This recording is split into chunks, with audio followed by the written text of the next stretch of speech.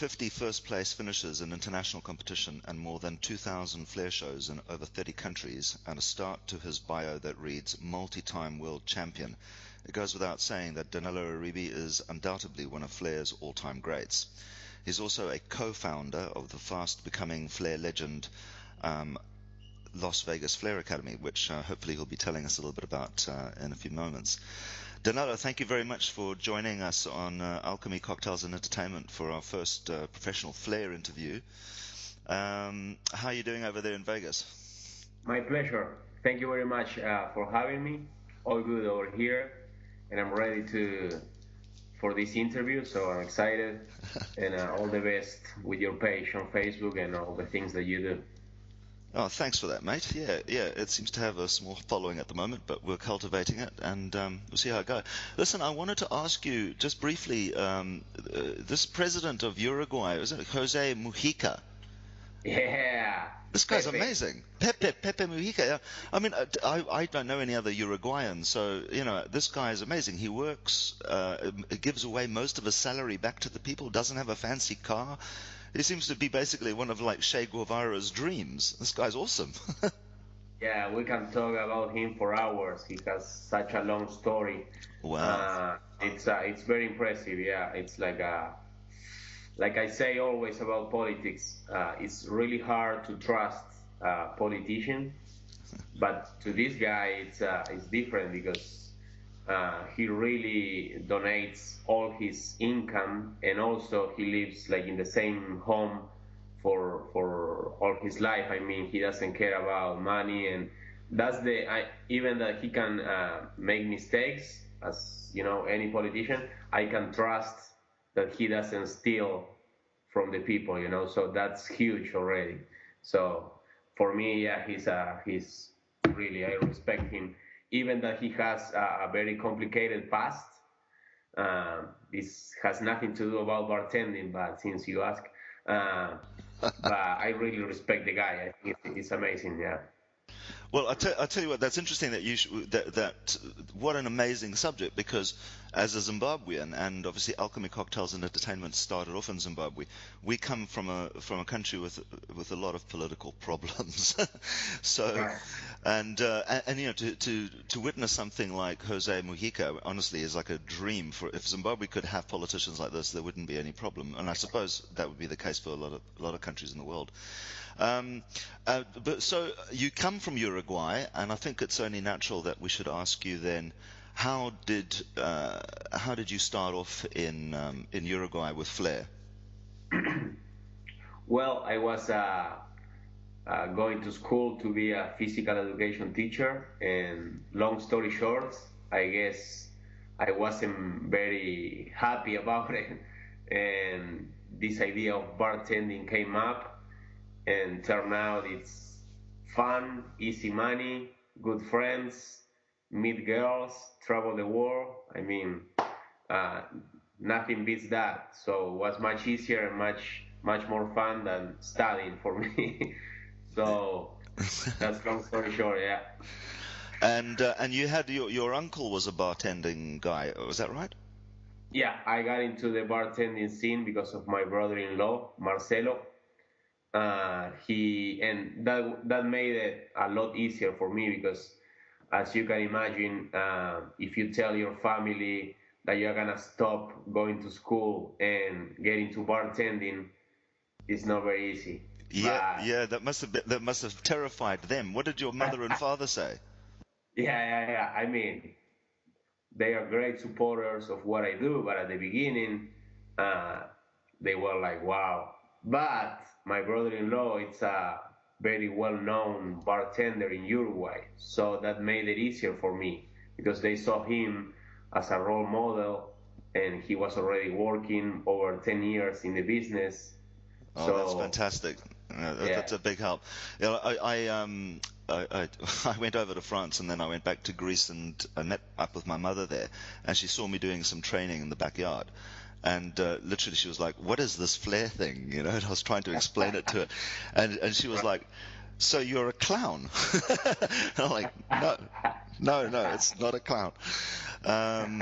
It's a little bit of that. Yeah, That's yeah. right. A little bit.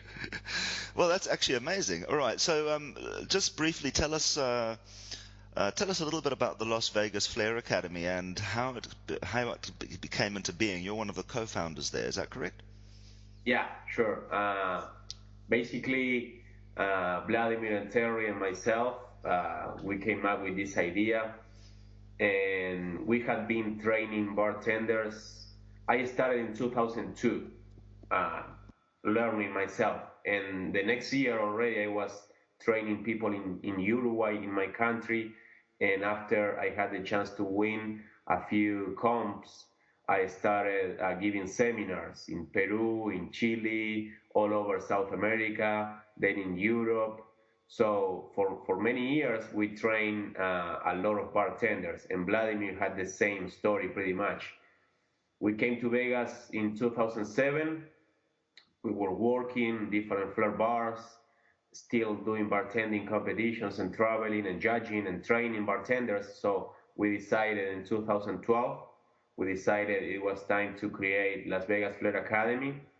After all the experience that we had, it was the perfect timing. And so we came up with this idea, and we do the trainings every 3 months in Las Vegas. We have over, in the first year, over 250 students just in Las Vegas, people coming from all over. And also we go to different countries to train bartenders. Also, in this year we have been to Russia, Italy, Venezuela, a few more countries. It's been really, really nice. We're happy about it. That's a fantastic start to things. So definitely Flair is still alive and strong then. What I was going to ask was, because you and Vladimir obviously work very closely together, have you found that your styles are also kind of mimicking a little bit? Are you taking from each other some moves? Oh, he steals from me all the time. No, something, being serious, for sure. I think, yeah, we make a very good team on the stage, and also as trainers, we try to, give the 100% of all what we know to the students, and it's been really nice. We have a really good feedback.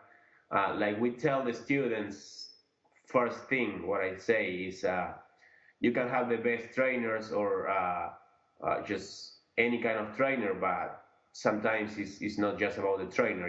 We give them the basics, all that we know, in 2 days or 3 days or whatever it is. But then it's all up to that person if he's gonna pick it up and push it. It's not about, you can have the best football trainer or coach, but if you don't have a commitment in the players, it's not gonna make a difference. So it's not just about the trainers. It's when they come to the school, they know they need the motivation to keep going, to go home and keep practicing and pushing, to get better. Yeah, I think it sounds like a magic formula, and it also sounds like both of you guys have immersed yourself in the idea of training, and your teaching must be very good. And I mean, certainly, I think in the last year, Las Vegas Flair Academy has definitely developed more of a cult following. It seems to have a lot more people very interested about it. And I should imagine you'll have quite a few guys flying in from around the world, because that's what Flair lunatics do. So I think you should have some more people coming in for sure. It really is. It's a magic combination. You and Vladimir, and well, on screen at least, the dynamic looks very good. Um, Thank you.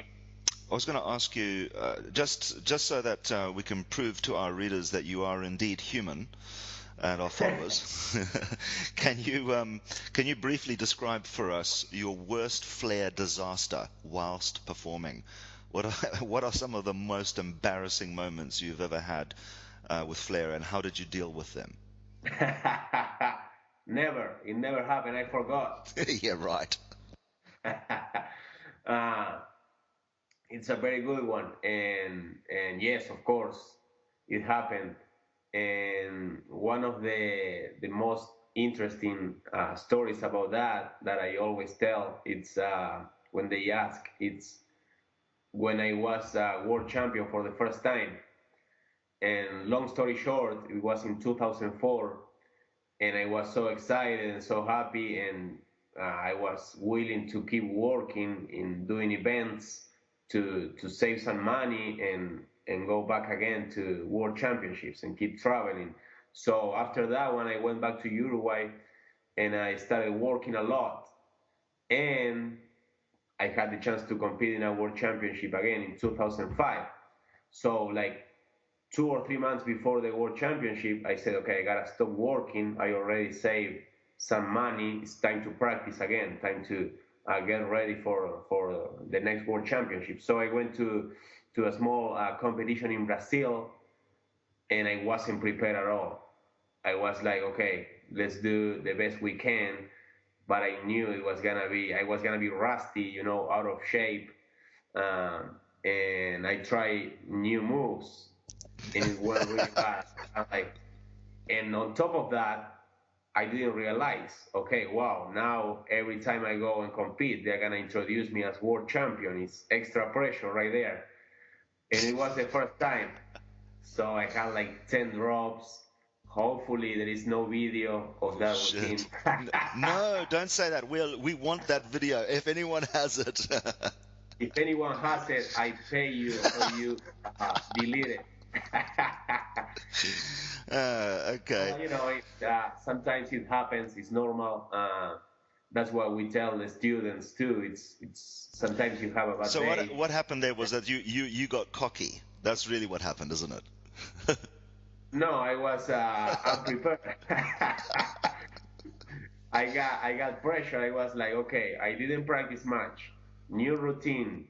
On top of that, they're gonna introduce me as world champion. It was like a cocktail right there. Yeah. A cocktail for drops. Disaster for disaster.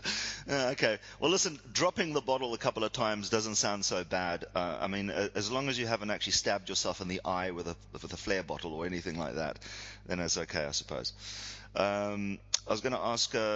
Okay, so list for us your best sort of flare training accidents and injuries. Have you had any particular injuries that are more noteworthy than others? You tried to stick together a cut with some super glue once, didn't you, or something crazy? Yeah. This is for the yellow patients. I like it. Yeah, well, no, we reduce you down to a human being, and then we build you up into the superhero. Sounds like a plan. So tell us about this weird cut with the super glue, because that's quite unusual. Yeah. Here for the flare bartenders, it's like number one rule. When you practice a lot, you need your super glue on the side next to the flare bottle, just in case. Keep some glue and keep practicing. Okay, on average, how many hours a week do you practice? And what other types of cross training or fitness training or weights programs do you do? I think football is the key before practicing flare. No, I'm just kidding. Thank God you're joking. I can't stand soccer.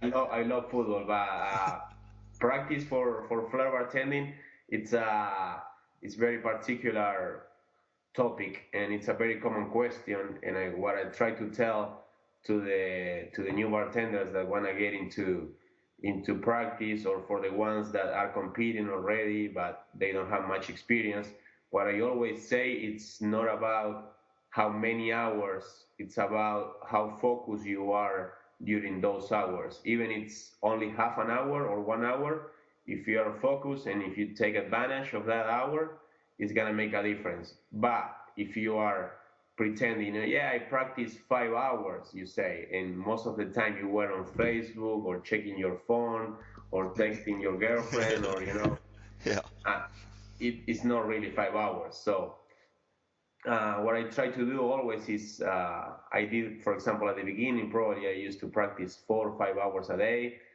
and then for a comp, it depends. Like for Legends of Bartending, which was a really, really hard competition, it was pure test, speed, working flare, exhibition flare. So for that one, I used to practice even like during a month, probably 10 hours a day or more, maybe 11 hours. Crazy, you just wake up and train pretty much all day. It was really hard. Um, and then if it's a new routine, for example, you need to practice. You have to know yourself, and you have to know when you're ready. For some people it may take 3 4 hours. For other people may take 6 7 hours, maybe 2 hours.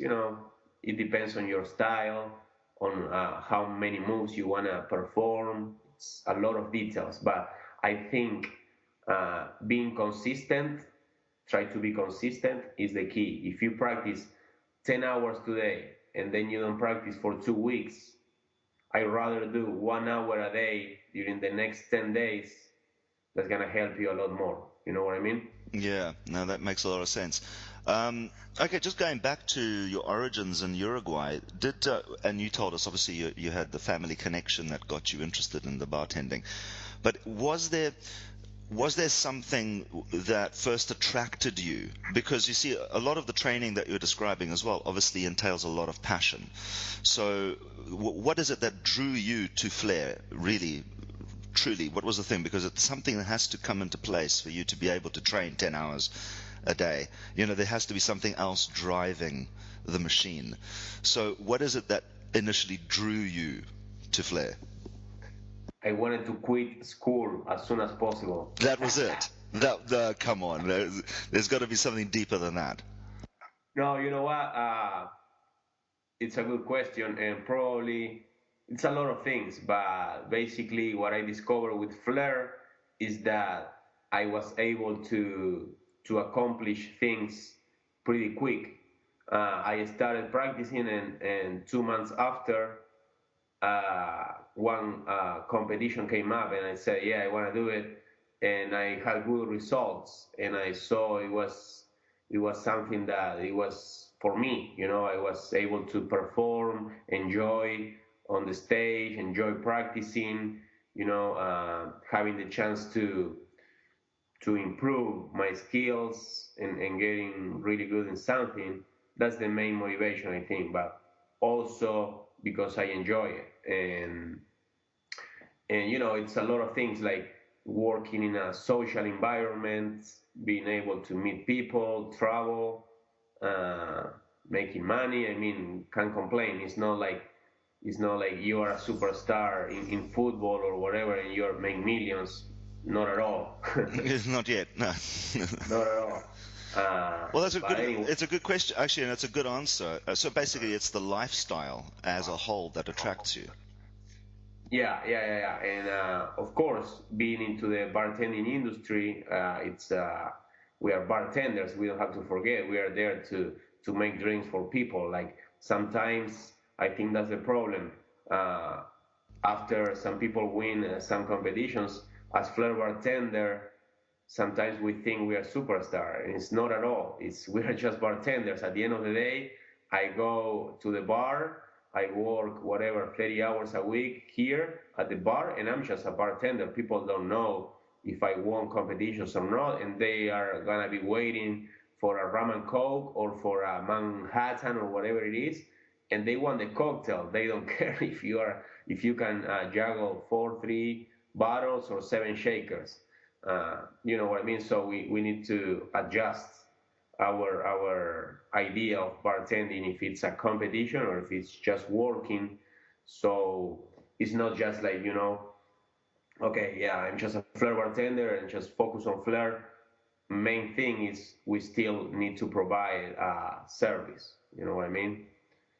Yes, exactly. It's not, I mean, that's like you're saying. It's strange that you have to bring it up quite often because people do forget. I suppose if you do think of the bar as a theater, that's one thing, but you are also a service provider, and you're meant to be making cocktails. And Exactly. I think it Exactly. also depends then on the application of flair, because there's a huge difference between flair competition and then flair behind a flair bar.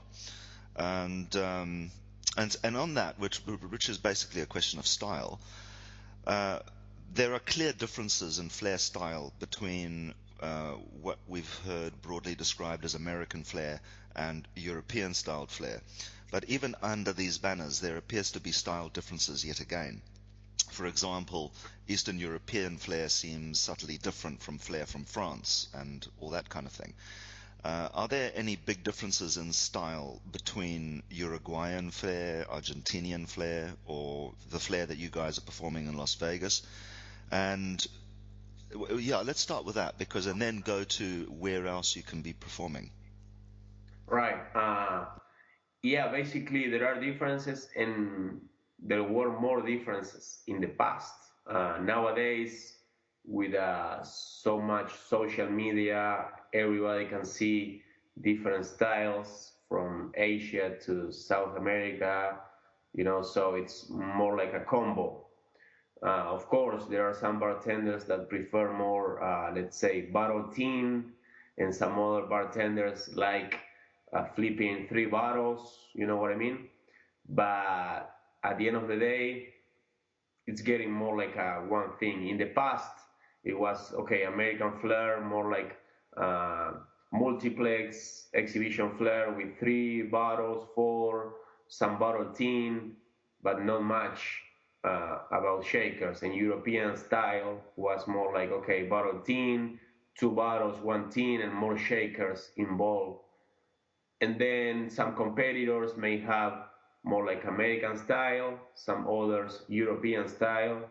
Nowadays, I think talking about competitions, if you want to win a comp or you want to be on the top, it's not enough with just that. You have to add your personality, your originality, your signature moves, and your music, the whole package is getting more to the level that you have to. I think you have to impress with new things, not just flair, not just moves. The whole overall routine.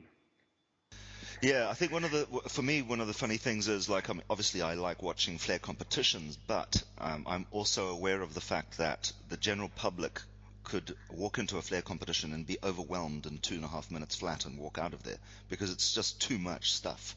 It's too frenetic. Right. So as much as it's fascinating to watch, it then becomes a question of where the hell do you apply this love of flair? I think Of course. one of the key differences, in my opinion anyway, from between America and European style flair might be influenced by the custom service there. So, for instance, everyone is a tipping culture in America, so everyone lives on tips, and I believe the bartenders and waiting staff get paid a bare minimum, and everyone makes most of their money on tips. So earning tips becomes a major priority and a motivation.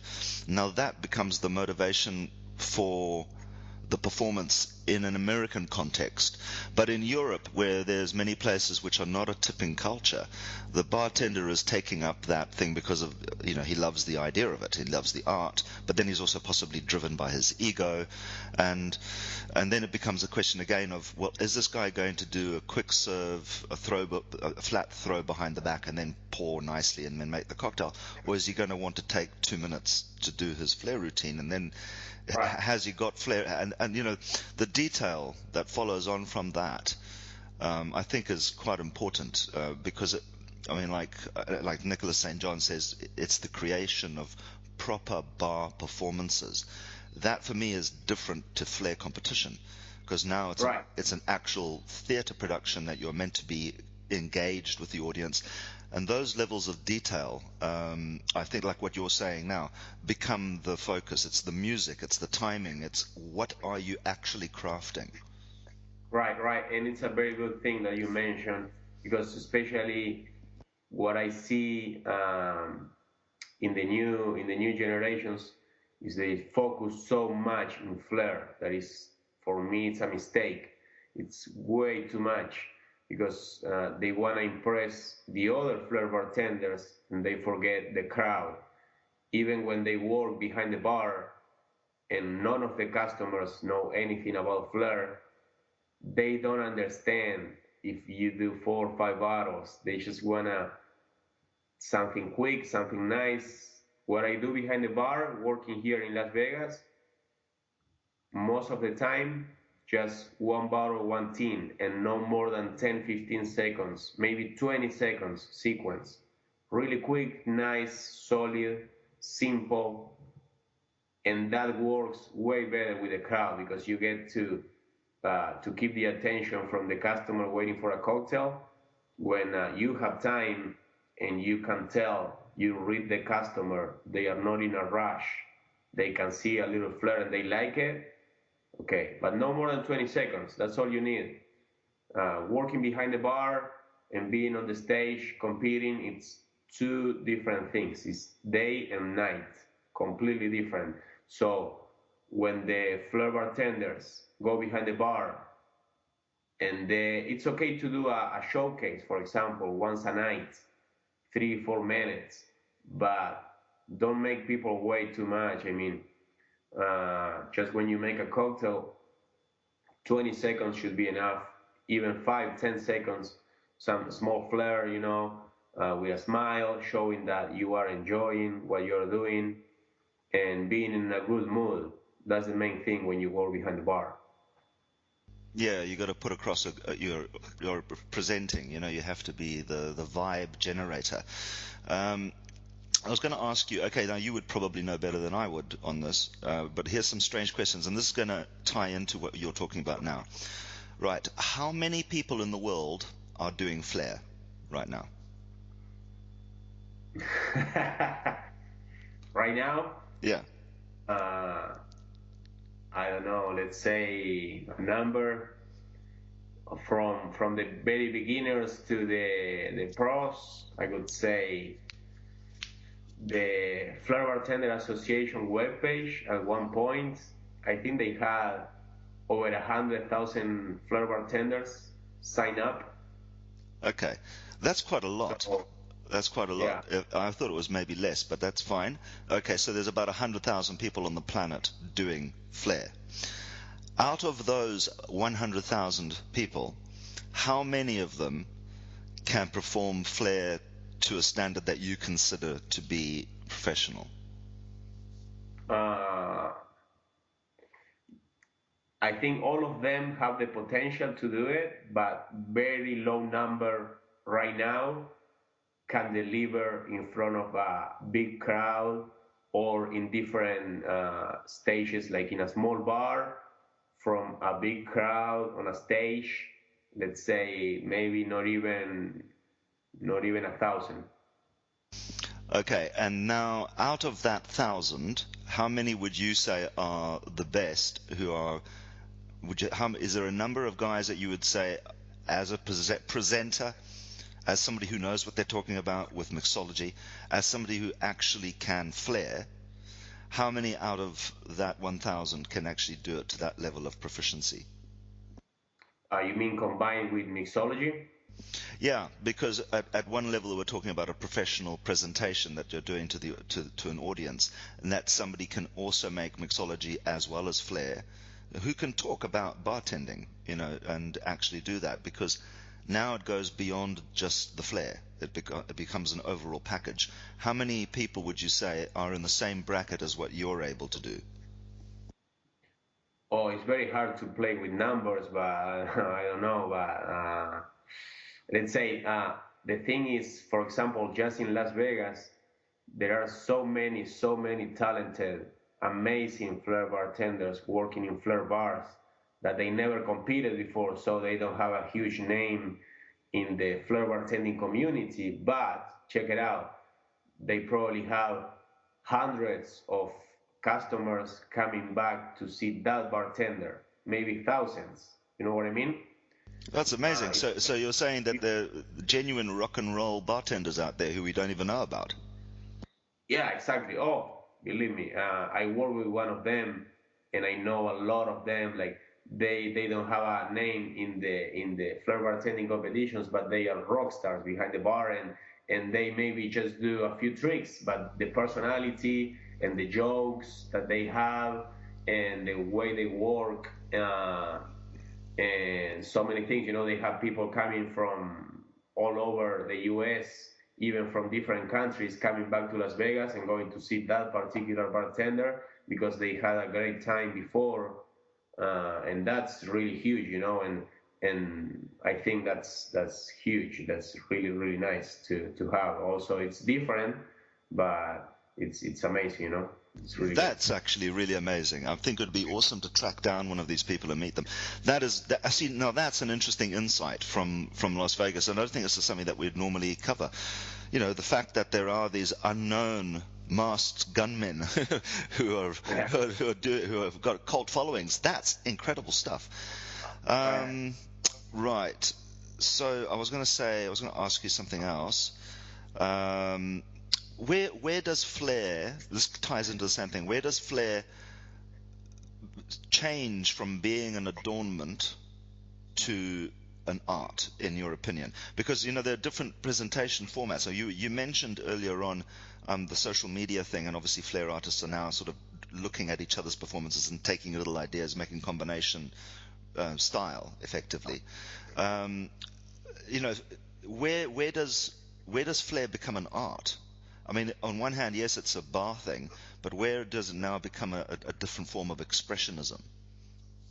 Right. I think it's a good topic also, but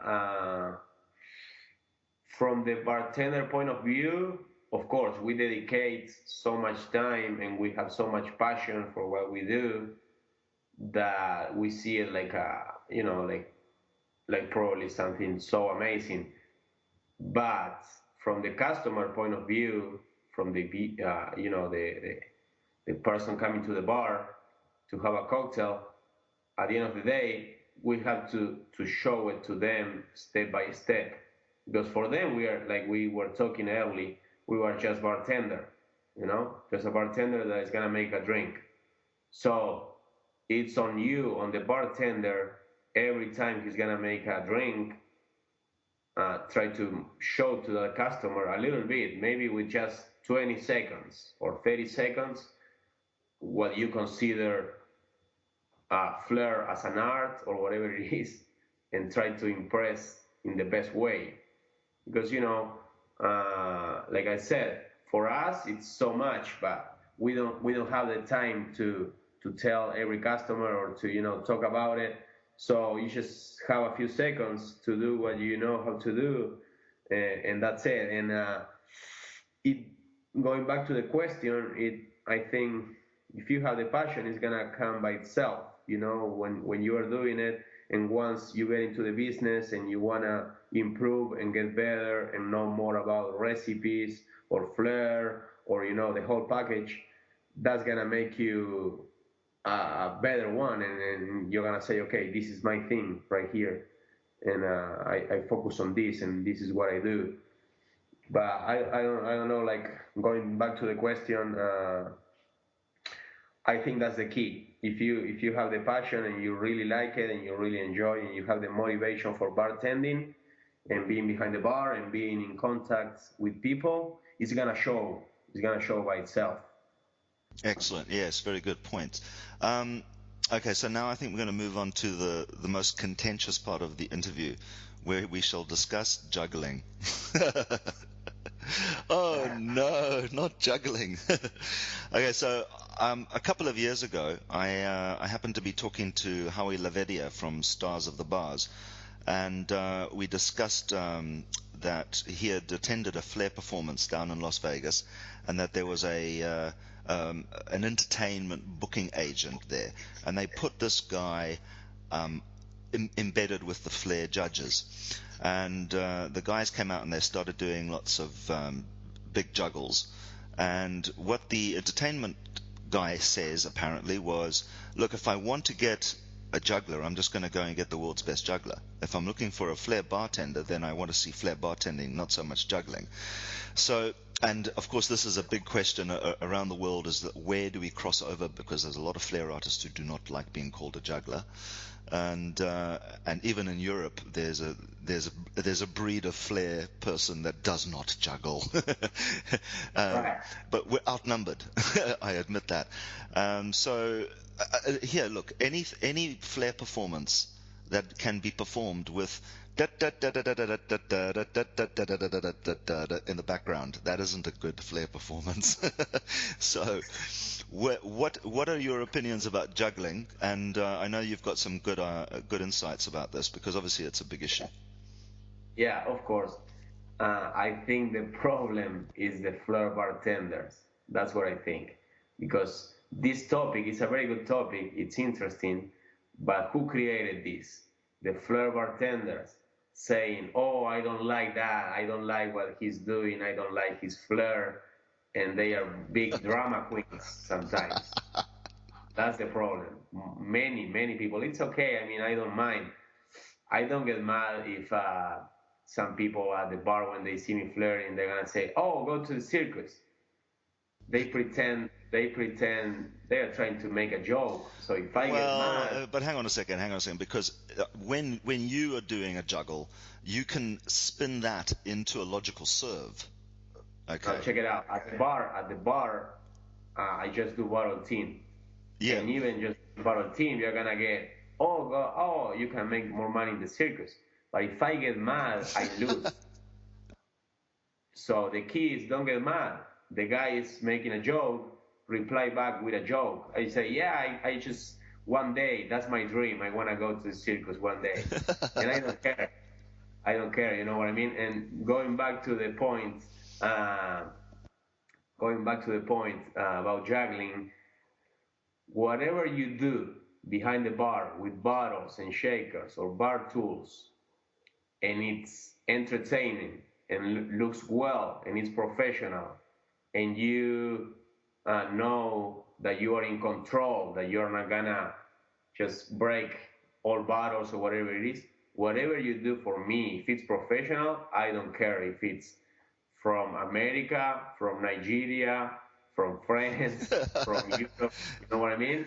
So Yeah, for sure. this juggling thing, it's more like, oh, look at them, they keep winning competitions, but they juggle, they are bad.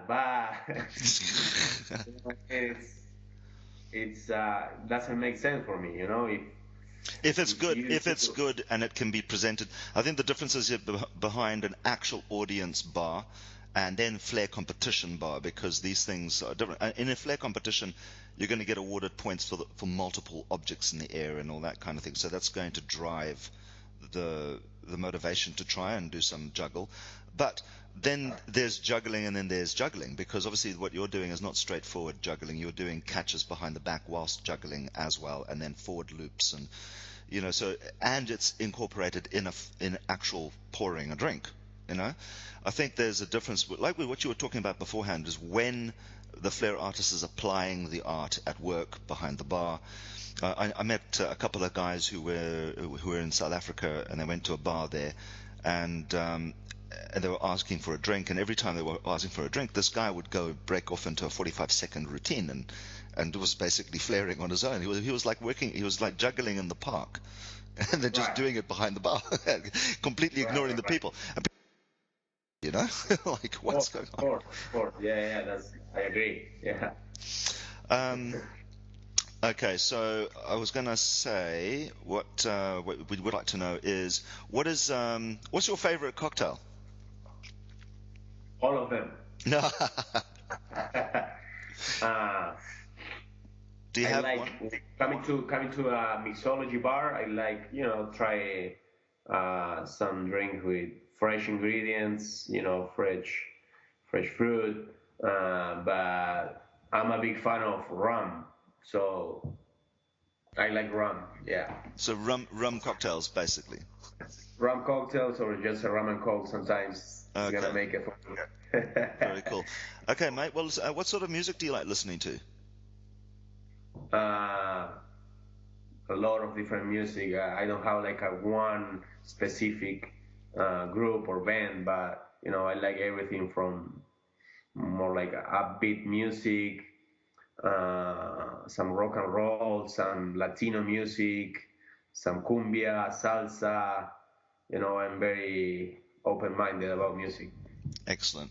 Well, mate, listen, thank you very much for your time, and we'll put this up online, and then we'll hopefully talk again, and also get you to come out to places like Zimbabwe or Australia. Have you been to Zimbabwe before? Not yet. I would like to for sure. Yeah, yeah, yeah. I I think like to travel. Like pretty sure they would like that's to see you, the Joe. biggest part. Yeah, that's the biggest part about bartending. It gave me the chance to visit so many countries and hopefully so many more. Awesome, mate. Well, thank you very much for your time, and we'll speak again soon. Danilo Oribe, thank you very much. Thank you.